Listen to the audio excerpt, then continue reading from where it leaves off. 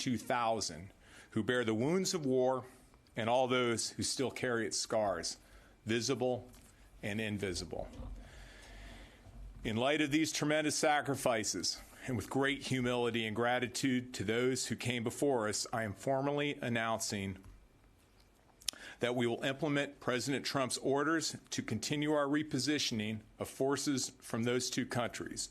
By January 15th, 2001, I clearly am thinking of where this started in 2001.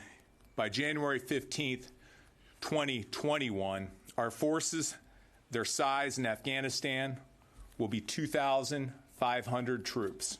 Our force size in Iraq will also be 2,500 by that same date. This is consistent with our established plans and strategic objectives, supported by the American people, and does not equate to a change in U.S. policy or objectives.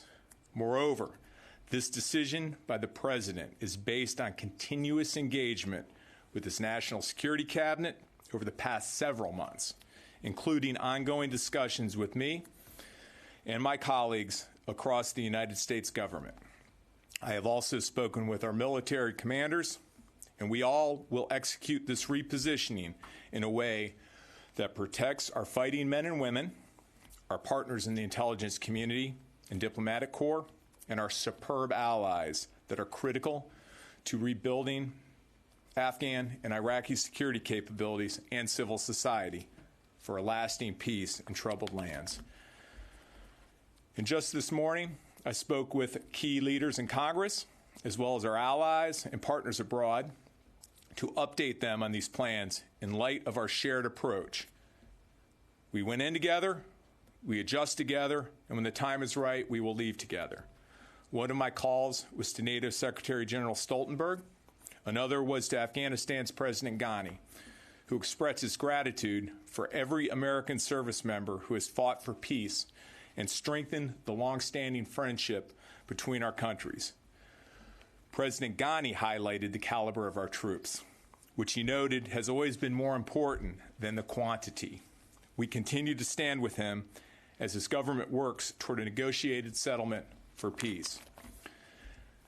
Meanwhile, let us remind those who question our resolve or may seek to interfere with this prudent, well-planned, and coordinated transition.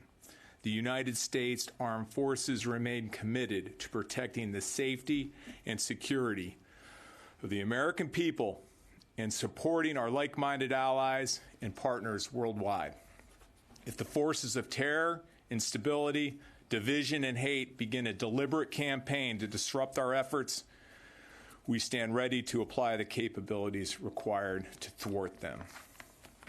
As a veteran whose life and family was irrevocably changed in the deserts, mountains, and cities of Iraq and Afghanistan, along with the hundreds of thousands of U.S. troops who have fought there and were forever transformed by their experiences, I celebrate this day as we continue the President's consistent progress in completing the mission we began nearly 2 decades ago. I want to thank the Afghans and Iraqis who have partnered with us throughout and who now carry the bulk of the fighting to secure their homelands.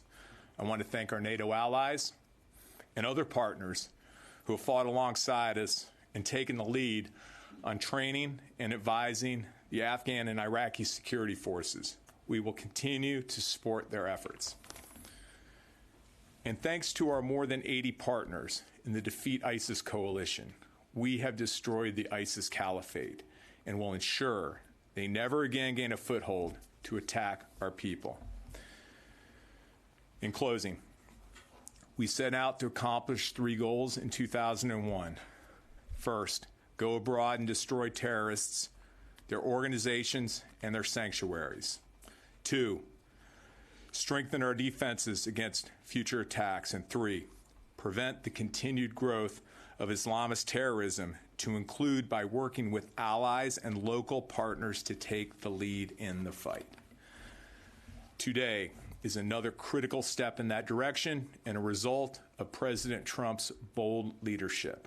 With the blessings of Providence in the coming year, we will finish this generational war and bring our men and women home.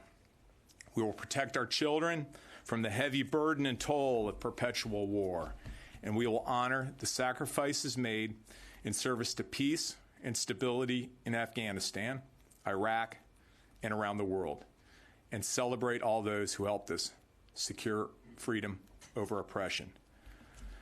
God bless our women and men in uniform. Thank you very much. Can you tell us why you're not going to take any questions? Mr. Secretary, Isn't this strength in the hands of the Taliban? More questions.